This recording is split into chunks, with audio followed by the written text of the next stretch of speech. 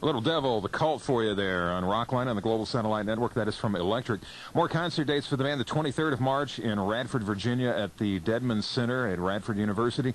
Huntsville, Alabama, the Von Braun Civic Center. That'll be the 25th of March. Then the 27th down in SIU country, Carbondale, Illinois, the SIU Arena. And Memphis, Tennessee, as we announced earlier, on the 29th at the Mid-South Coliseum.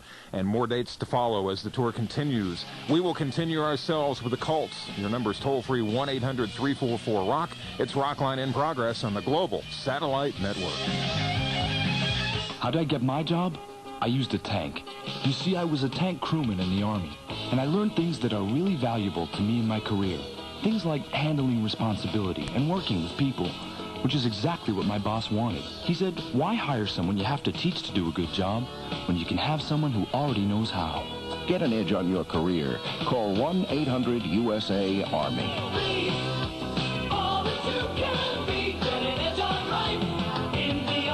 Paid for by the U.S. Army.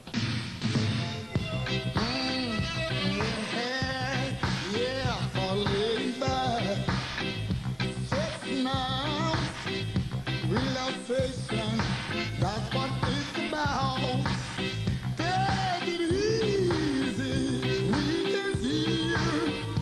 Jam the tune and grab the king of years. The sun is shining, sky so blue. A perfect day for coming through. These stars are you, coming through for you. Beach with haze for the taste that's so clean, so crisp, so refreshing. It's the king of beers. These birds are you, yeah. Yeah, these birds are you. All night, put the glory. Welcome to the world of the 21st century. A world where high technology is more than an expression. It's a way of life. A world called the United States Air Force. With over 200 of today's hottest careers, opportunities to learn and grow.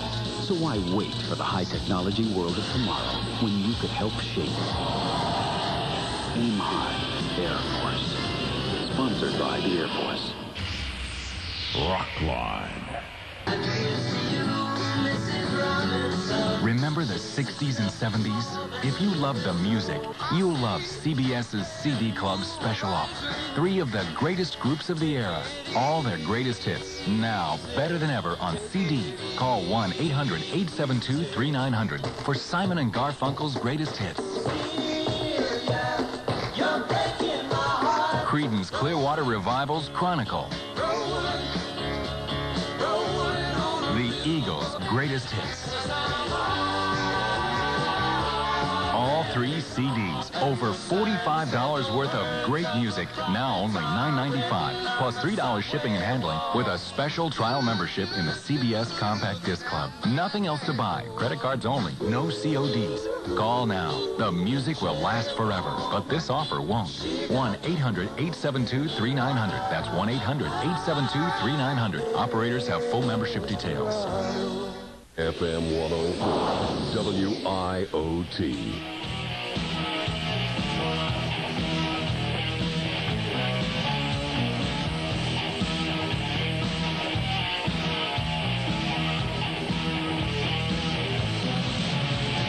Welcome back to Rockline. I'm Bob Coburn. We're with Ian Astbury and Billy Duffy from the Cult. We go to New Orleans now to take this call from Jim, a listener of WRNO. Hey, how's it going, y'all? It's good. All right. I want to compliment Billy on his guitar progression, man. I really think you improved a lot in all the albums, man. Thanks a lot. Yeah, well, I'm working on it, you know. Oh, yeah, man. Talking to my idols right now. Hey, Ian, how's Renee doing? Sorry? How's Renee doing? Fine. All right. Yeah. I was going to ask y'all about the background for Wake Up Time for Freedom, what y'all were thinking about when y'all wrote it. Wake Up Time for Freedom was like a reoccurring nightmare that I kept having. Kind of getting busted, thrown on the side of the road. I mean, the lyrics are kind of very dreamlike, you know. But it's, I don't know, it's sort of like escape from constantly being told what to do and how to do things and when to jump and how high, you know, by the powers that be. it's kind of a statement of my own freedom.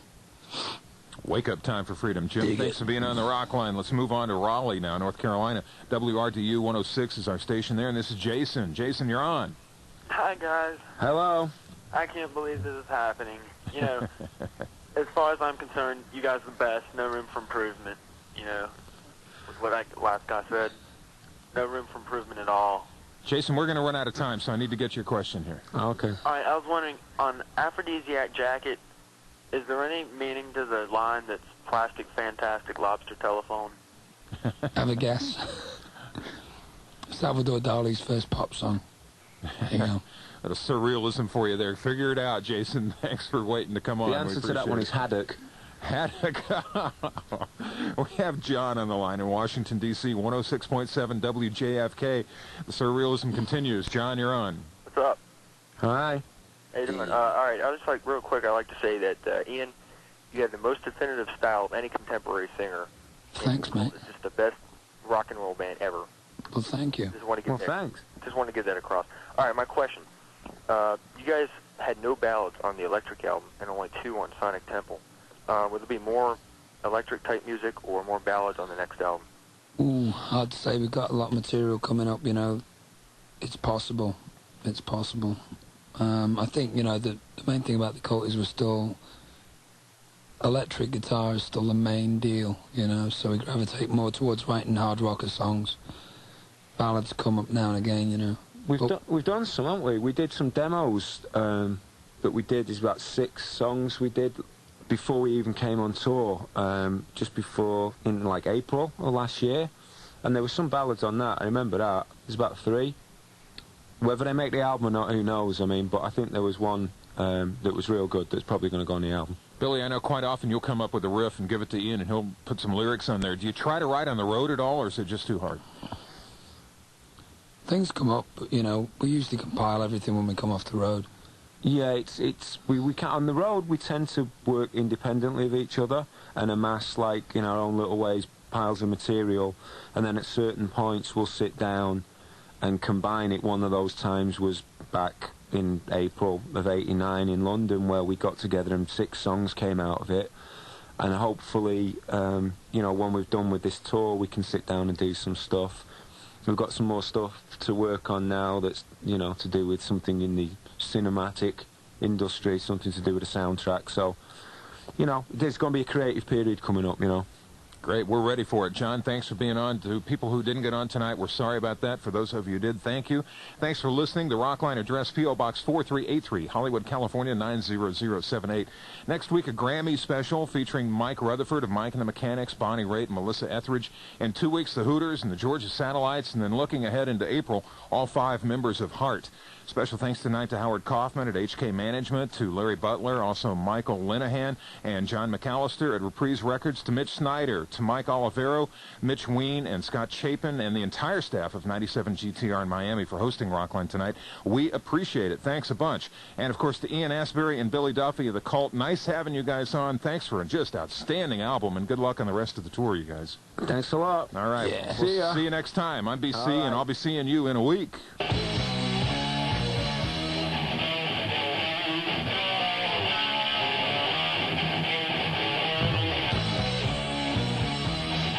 Listening to Rockline, brought to you in part by Budweiser. For all you do, this Bud's for you. Rockline is engineered by Jimmy Heights, Conrad Pignon, and Jeff Levy. Special production.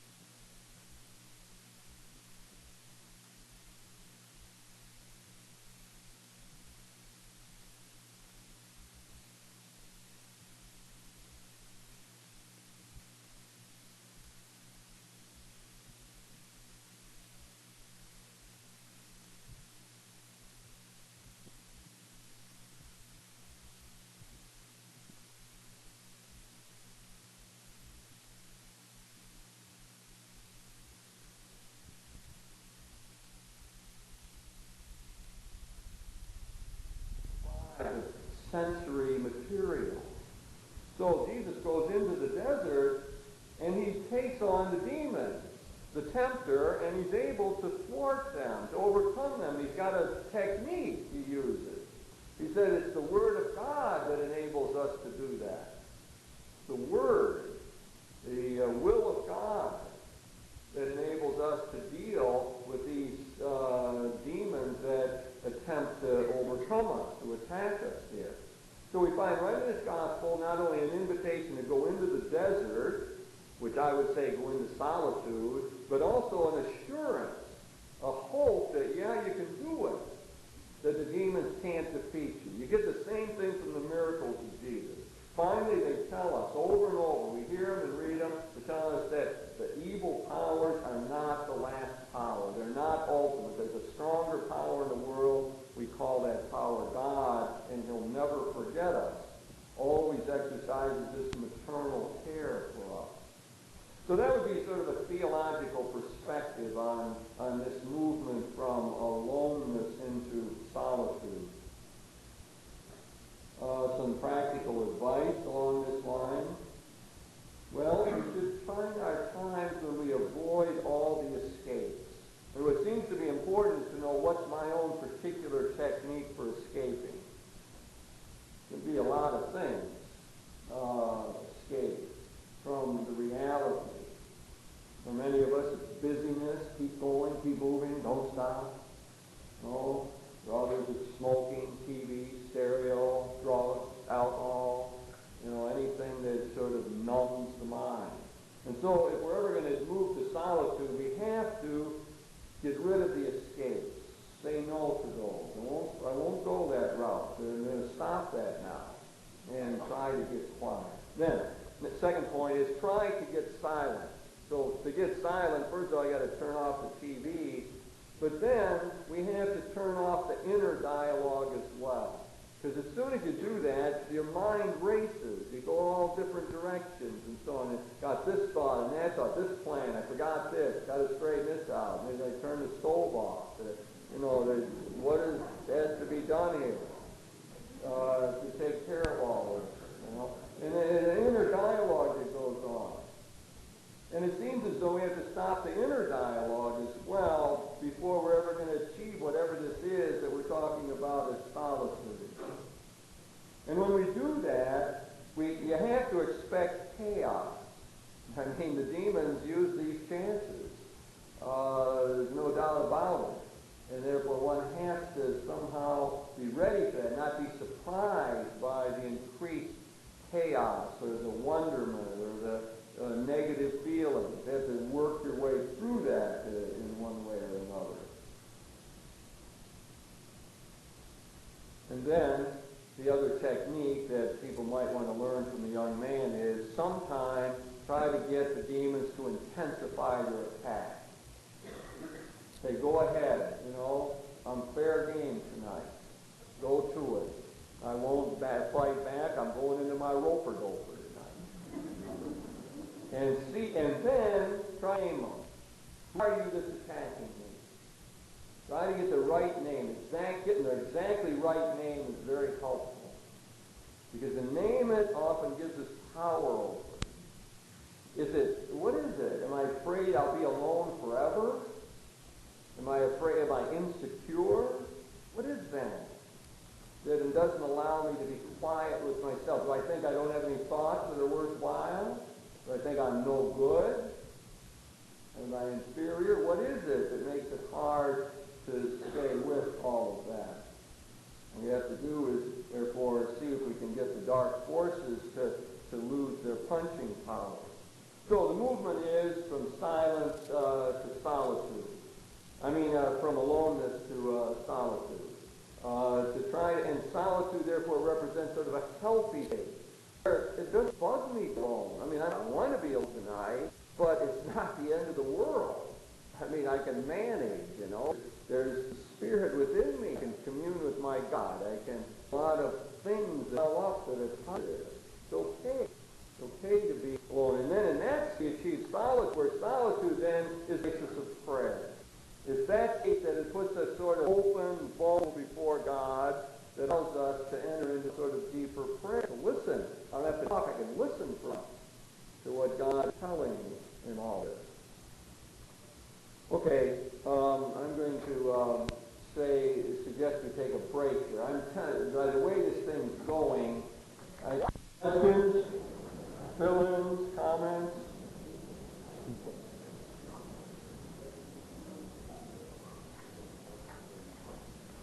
Yes.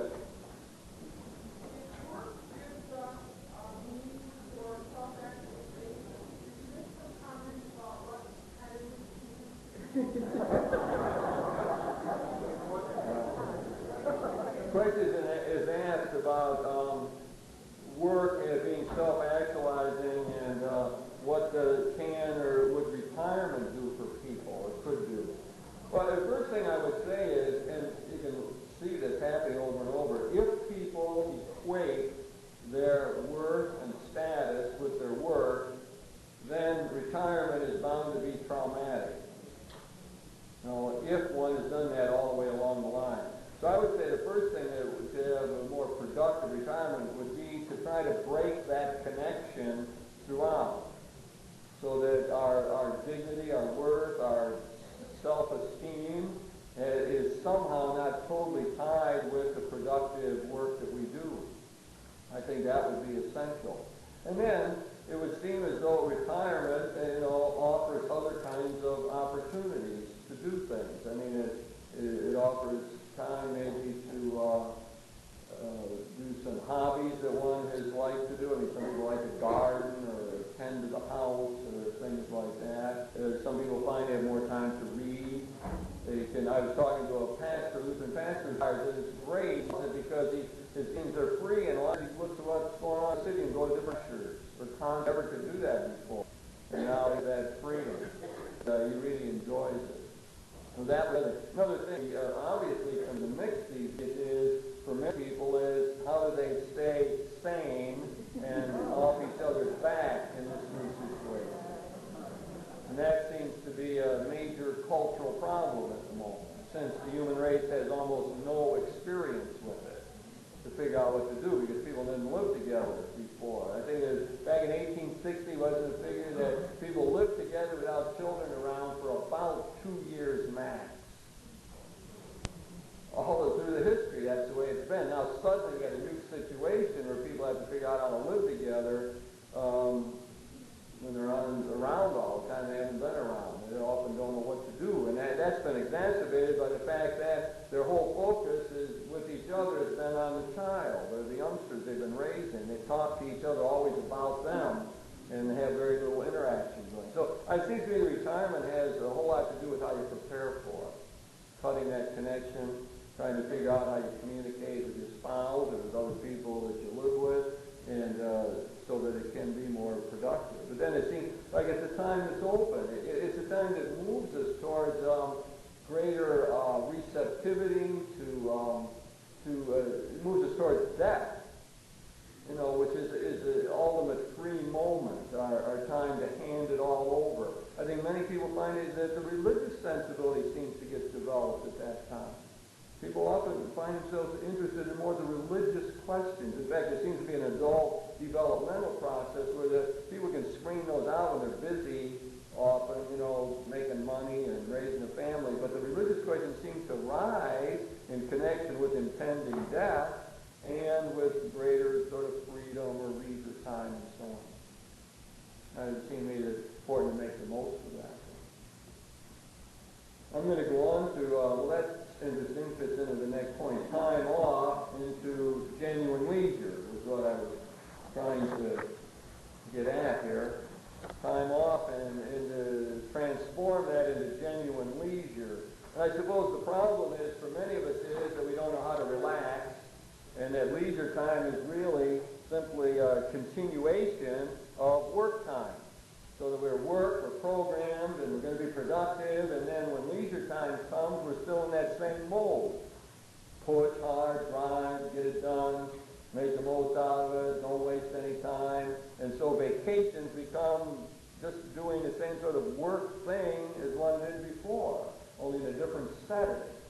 And so many people in our culture have trouble dealing with leisure. There's a Sunday syndrome when people are anxious and upset because Who knows why, but Sundays are often psychologically hard times, Sunday evenings, for people. And so leisure hard to determine. I was lecturing out in Los Angeles not long ago, and a guy told me this story. This is I borrowed from him. He went with a friend to a conference in Moscow, and the conference went on. They had an afternoon off, so they wanted to go to the museum, the large museum in Moscow. Somebody know that? Thank you. Yeah, that's where they were going to go. And the Pushkin Museum, and so they figured out things were engineered. How many different things there were to see in there. And I was calculating, how much could see in 4 hours. And how much you could done in that amount of time. And they figured out the whole thing took months and months of college. I remember that time. And so they pondered all this, and then they each had a different strategy. One guy went running through the museum, moving rapidly, to see everything possible in 4 hours, keep to this count that one thing could do. The other guy picked out about 4 or 5 pieces that sounded most interesting to him, and he went and he contemplated them for about a half hour apiece or so. Well, he was describing their reactions when they got on the plane and were flying back. He said his friend was not only frenzied, but he was angry. His friend was angry because the conference had lasted so long that they only had one afternoon, and he was upset because they had to fly out that day and couldn't stay over longer. And the whole experience had turned out to be one large frustration for him. Whereas the other man felt totally different. He felt sort of pleased with the opportunity, and he was sort of at ease, and he wasn't angry at the world, and was glad they had a conference in Moscow, and that he had a chance to see some of the art pieces in the Pushkin Museum.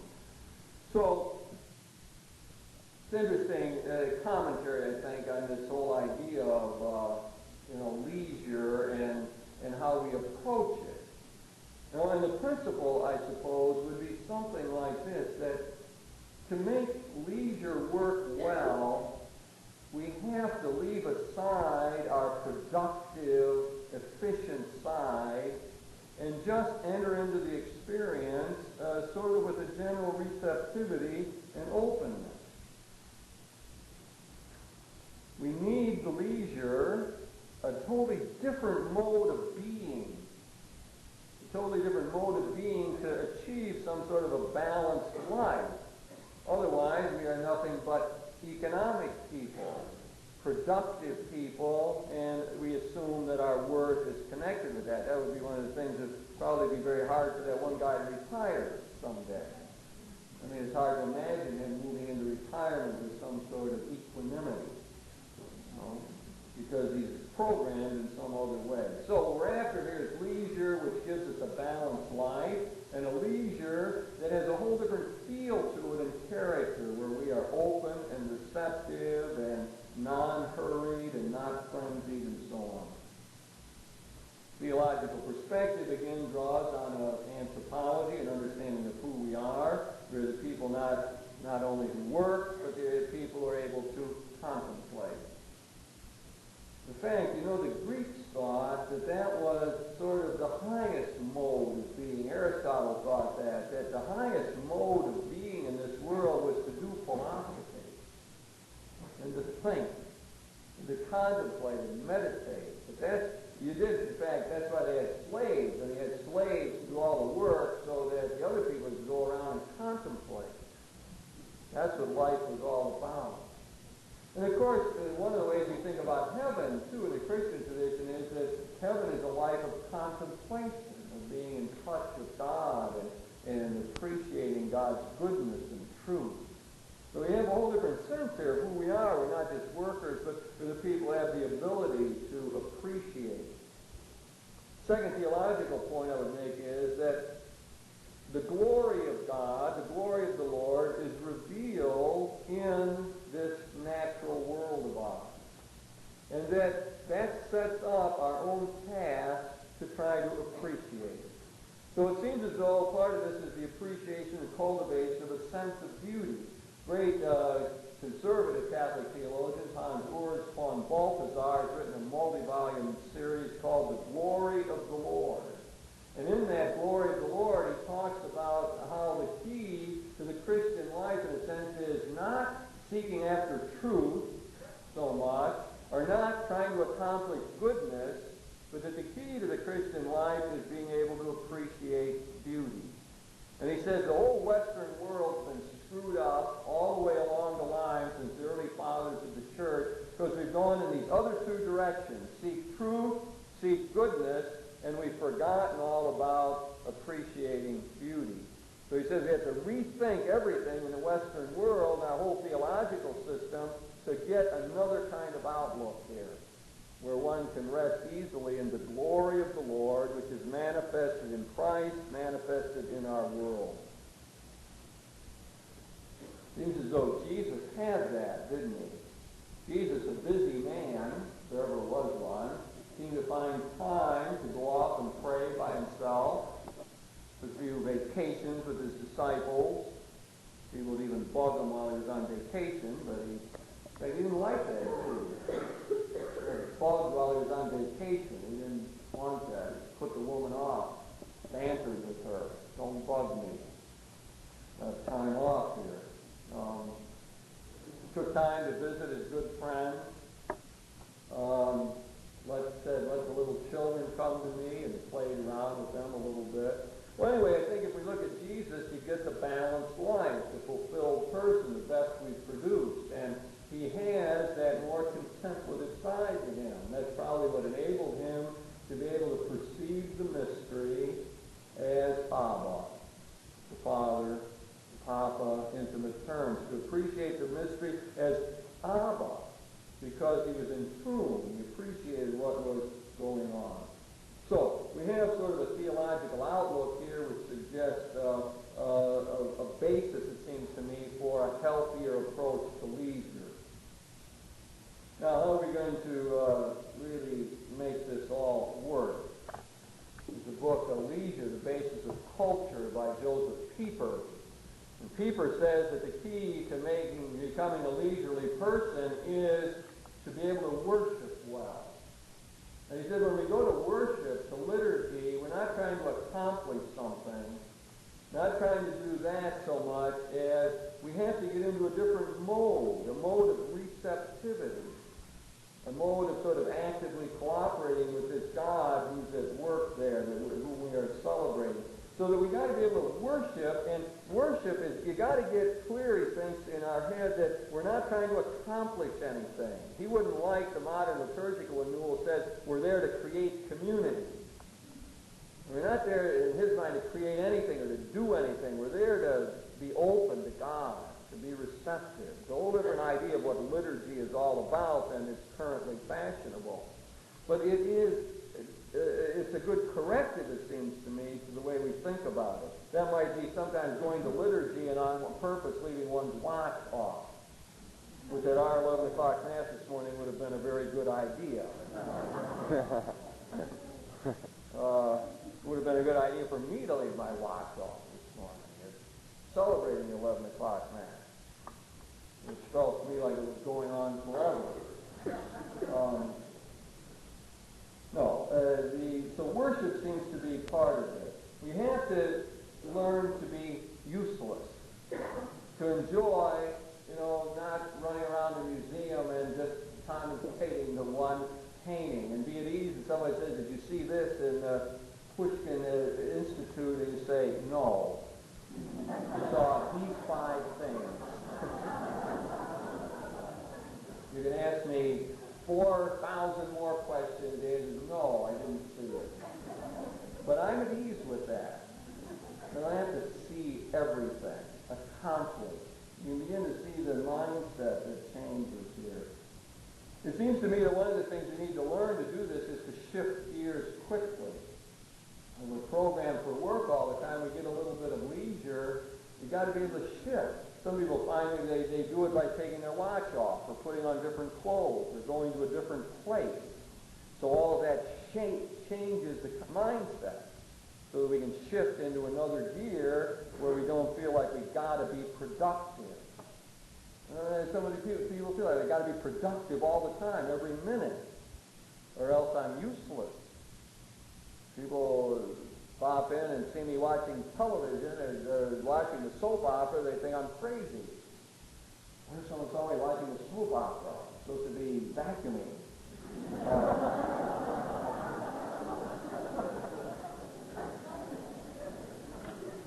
We have to be able to watch the soap opera with ease.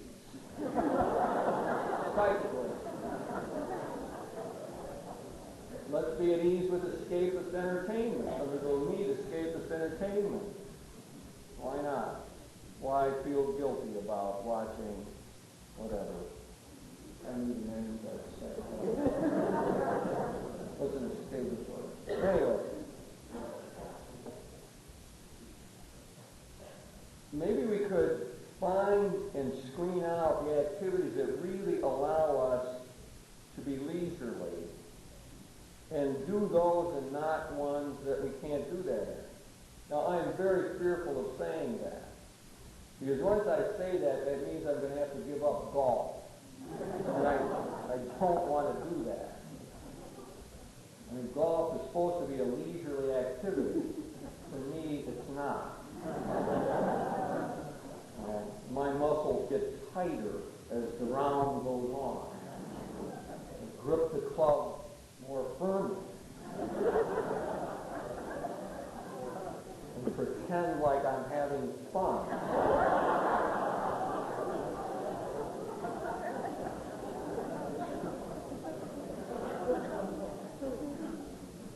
No, it probably would make sense. I mean, there's some activities that one would have that would really be relaxing. Where one's tension headaches would go away. Where one would, feel afterwards as though one was refreshed rather than drug out. Maybe did one define that type of vacation for a change instead of a frenzied one. But it does seem to me, kidding aside, that it would be helpful to find leisure activities that are really leisurely. That is, not stressful and not programmed and not result-oriented. That might mean some more less competitive type of sports, for example, that one might have. I have a priest friend of mine who gave up golf and he bicycles now. Happened after he went to China. Saw a different culture, different way of looking at things. He quit golf. Hard for me to imagine. Rides around on a bicycle. You can hit him with the golf.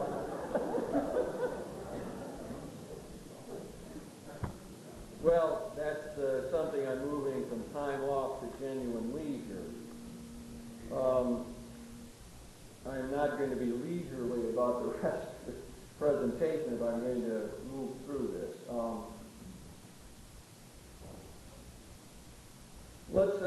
Let me move to the next one here. And that is from moving from a boring type of waiting in our lives to what I call a joyful anticipation. So I'm thinking now of an older woman, widow. She has to do a lot of waiting in her life. Just to wait for people to come and cut her grass. She has to wait for someone to pick her up and take her to the store. Just to wait for someone to come and pick her up and take her to church.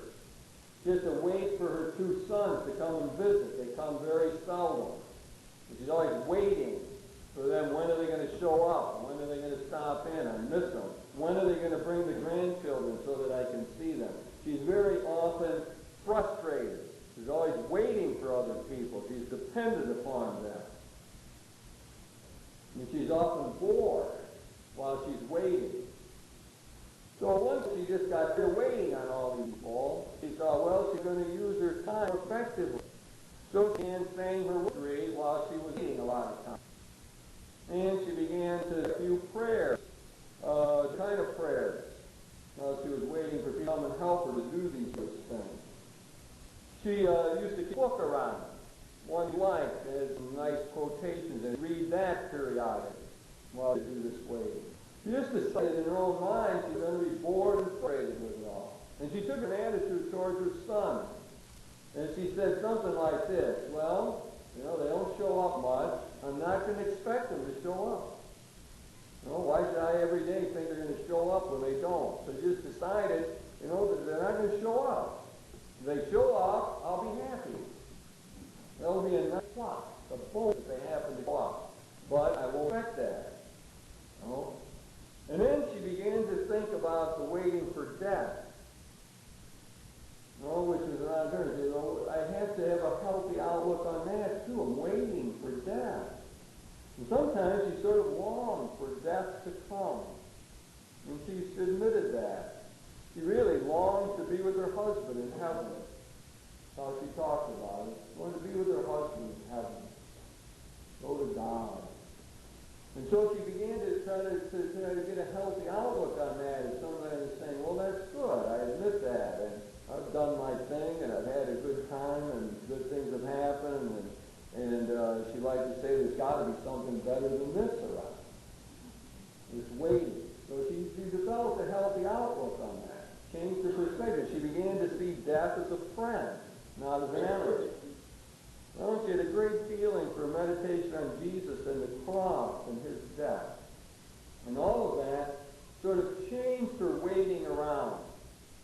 And she moved to another kind of thing that I want to call anticipation.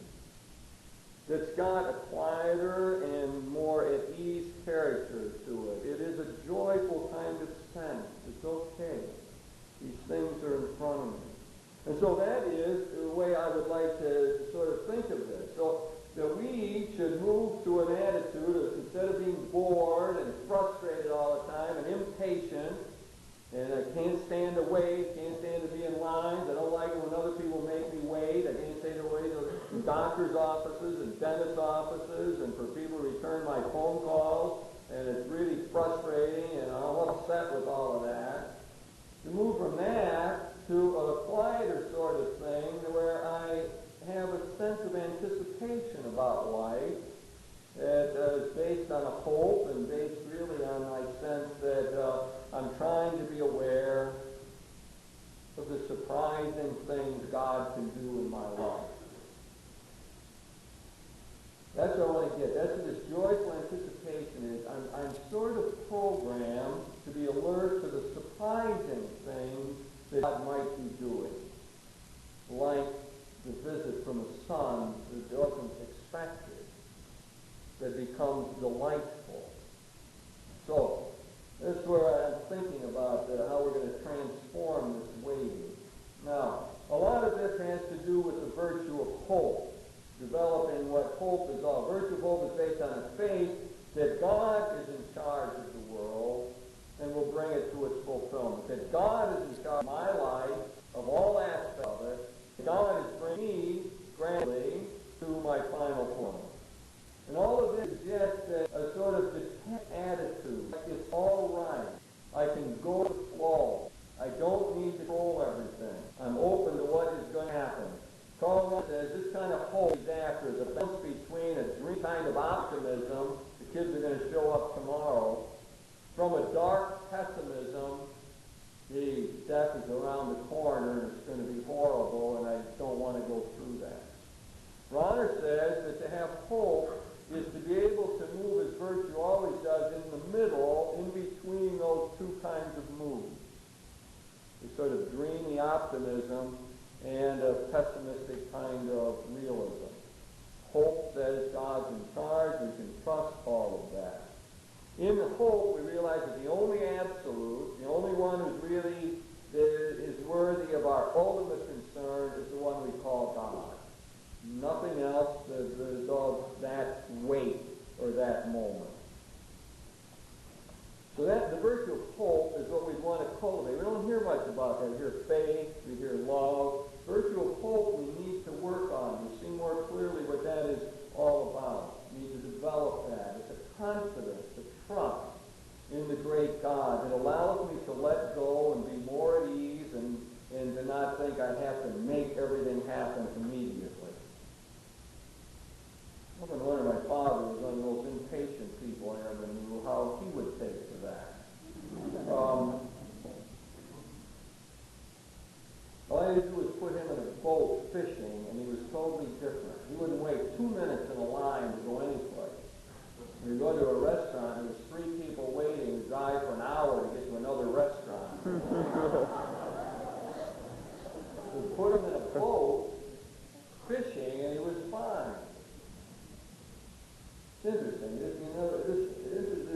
might connect up with their leisure and their joyful anticipation.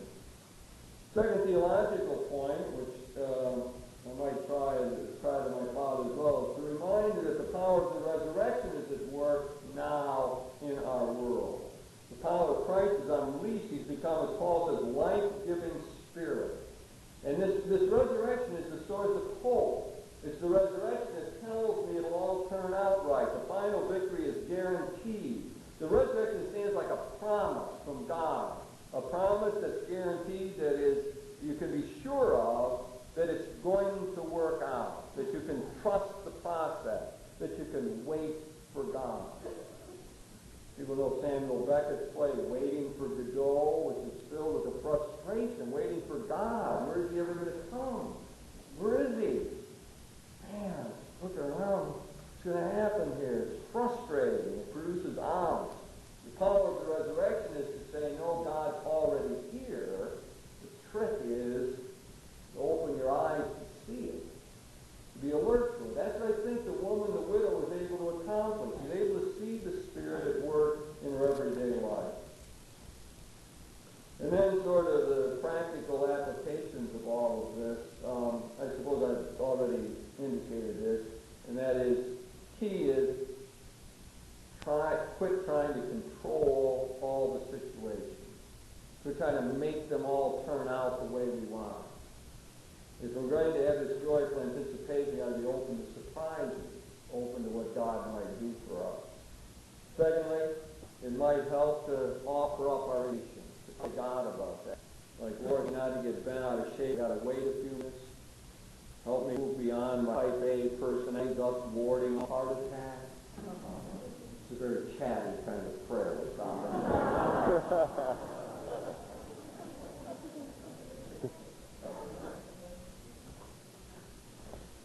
Thirdly, to try to keep our, and I learned this from the widow here, keep our expectations in some check. See if we can't keep them closer to reality.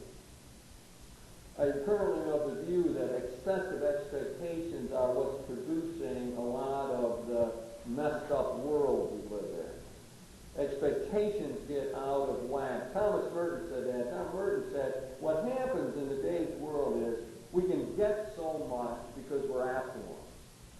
You know, you can buy things and have them. You got all kinds of stores. You don't wait in line like the Russians do.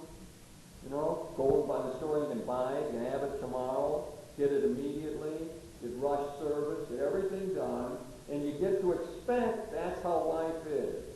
And Merton says what happens is when you get to the great realities, you find out you can't get them like that. Reality is like love. You're going to make love happen. Reality is like a genuine concern on the part of one's sons for one's well-being. Can't make it happen like that. Can't make genuine freedom be a reality. And Merton says that's sort of the basis of the modern malaise. That we get this expectation to make it all work, and we're unhappy we can't have it. Because we get all these materials, you buy food, clothes, all of them. You can't get love, you can't get respect, you can't get freedom, you can't get the community immediately, and we're unhappy. Unhappy is a culture when you make that happen. So keep expectations in check. Part of this movement being involved in boring waiting and moving, transforming that into some sort of joyful anticipation.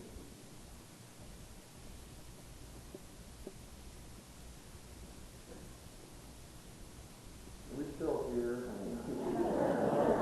We faded out or moved to another zone. Who's sending me that vibration?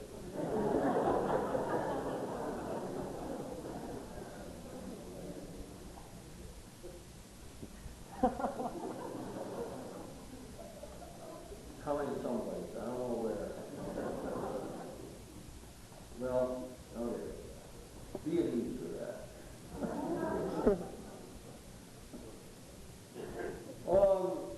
Next point. Moving from alienation, transforming that to friendship.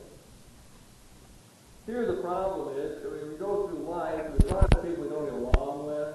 They bug us, they're abrasive, people who that sort of seem to be enemies to us. Maybe there's people that we're jealous of or they're jealous of us. They strike us the wrong way, get on the outs with them. Even sometimes that happens with people who are close, with spouses, get on each other's nerves. Happens within families. People get alienated, estranged. How do they fit in anymore? Don't know how to incorporate them. What do we do about divorces? All the alienation that comes from that. Problem with children and so on. So, see, this becomes a great problem for us to try to manage all that. A lot of alienation in our relationships, estrangement, and it hurts us. And it bothers us to say, wish we could get beyond this in some way. Composite story. There's a guy trying to get along with his sister. I mean, they're adults now. Their parents are dead, and they had trouble at the time of the will and dividing up the money. And it caused a big fight. Well, his response to the big fight was to try to reconcile. Her response was, I don't want to be part of it. She didn't want to deal anymore. She was with him on the phone. She didn't respond to his letters or anything like that. She was rather cold when together, barely civil. What he did was kept reaching out to her. Even though he was rejected, he'd still send her a card, still invite her to come over at Christmas time.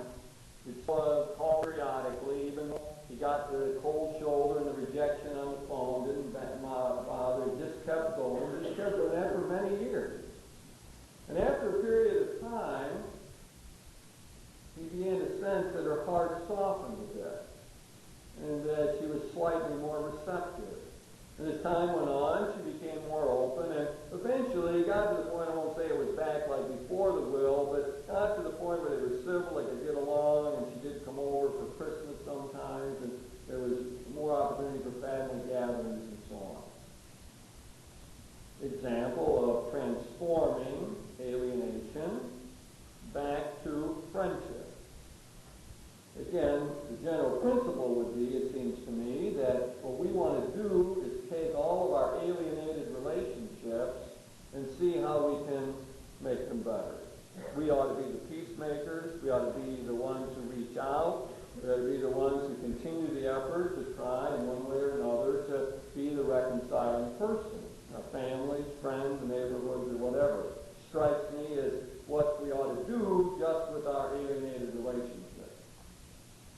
Again, in a theological perspective, we can think of the whole Scriptures, in a sense, as God's effort to take the people who get alienated from Him, who refuse His friendship, turn against Him in all kinds of ways, and God's constant effort to bring them back, to reestablish the friendship. You could think of the whole Scriptures that way. The humans keep breaking off, chasing after false gods, alienating themselves from Yahweh. And Yahweh's response is always, not, I'll forget you, always seeks them out. Like the hound of heaven, he goes after them, tries to get them back, finds new ways to reconcile, pulls them back. It seems to me it represents for us this model of friendship. And then we think of Christ. Christ, who called his disciple, they call you now no longer servants, but friends. Tried to establish friendship with them. And even when they disappointed him, key response afterwards was always reconciling. So they deserted him at the time of his death. His first response to them is, peace be with you. Always strikes me as one of the more powerful statements in the Scriptures. Not, where were you when I needed you? How come you couldn't stay with me? You were cowardly. Got to make up for it. Nothing like that. Peace be with you. Stands as a model, theological model, for what it might mean to move from this alienation to friendship. When we think about practically how we're going to do it, I think the brother in the example is perfect, tells us. One is to remain civil. Because what is the obvious response is to hurt back. She won't talk to me, I'm not going to talk to her. She doesn't send me a birthday card, I'm not sending her one. It's simple. It's a dog-eat-dog world, it's the human wisdom. That's how you treat it. If you don't do that, people will step on you, take advantage of you. You send them a present, they won't send you one. So, it's to overcome that kind of attitude, to move beyond it, to remember that love has a tremendous persuasive power. And I've seen it happen with people who continue to make the effort, and it has the power to soften the heart. Not always, but very often that is exactly what will happen. I think it's helpful to remember that alienation will hurt us as well. Now, if we let ourselves be dragged down to the level of backbiting, gossiping, and neglecting the other people who've hurt us, then we're less human. We're less Christ-like. We're less in tune with the gospel. We hurt ourselves. It's like it poisons the system to be involved in these rancorous relationships. And I think telling ourselves that can be a great step in moving beyond it and moving from alienation to friendship. Better wind this up shortly and give some time for final questions here. The next one is watching the news, moving from that to political involvement. For a lot of us, we spend that half hour watching the news, and I suppose that the problem there becomes like it depresses us. That's a terrible world. And wow, news is always bad. It can get cynical about life, etc. Thinking of a young student, involved in University Parish, and very apolitical. His family was not involved in any social cause or anything, but through his years at the university, he studied some questions, got involved in the question of Indian affairs, began to spend a lot of time thinking about that, organized some seminars around that, and after he got out of school, he went and took a job with the Bureau of Indian Affairs in Washington, and was able, I think, to help make some contributions to better treatment for the American Indians. It's an example of someone who heightened their awareness, improved their consciousness, and then was able to make a difference.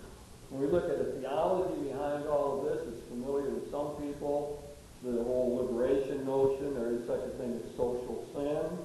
It's not good enough in today's world just to give people a food basket at Christmas or Thanksgiving. What people need is a job, need employment. To do that, we need political changes. We need people who are politically aware, who will vote intelligently, etc. All of that is involved. If you'll notice in your outline here, I have a book mentioned by George Weigel. George Weigel would be known as a neoconservative. And I think it's good to bring those people in. I think they often have a lot of things to say about it. His book is called Catholicism and the Renewal of American Democracy. It's reviewed all over the place these days.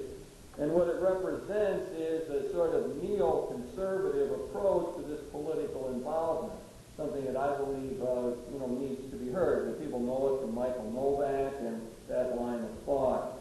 But what Weigel says essentially is that we Christian people need to respond to John Newhouse's cry that we've got in the United States now a naked public square. What he means by that is in the public debate on policy, there is sort of a wisdom, the elite wisdom that says religious people don't have anything to say there, that religious values should be out. It is to interpret the First Amendment as saying that it really enshrines a secular ideology. So that the non-establishment clause, not supposed to have an established church in the United States, is really saying, well, what we've got to have is a secular ideology. And what Weigel says, and others along this line, is that that isn't the right way to interpret the First Amendment, that the non-establishment clause, it's not supposed to have a state church, is for the sake of the free exercise clause. That is the clause that says we're supposed to have freedom to exercise our religion. And the religion then ought to make a difference in the public square so that people bring their convictions, their religious principles, their values and morals to the public debate about the great questions of our time. Of course, that sets up the whole question of abortion today and what religious convictions have to say about all of that. I guess if we were to take seriously this particular transformation, that some of us might try to vote more intelligently, we might something that we heard on the news. We might watch the news carefully or compare different stations and see how they treat particular topics. We might join a voluntary organization like Common Cause that is trying right at this moment to get reform in the way senatorial and how campaigns are financed, major movements like Common Cause right now, to join something like that, to do something in the political system. That would be to transform watching the news that just makes us angry or cynical or upset into some sort of constructive reaction. I think I'm going to, the rest I've got a lot of other ones here, and you get the idea. We turn sleeping into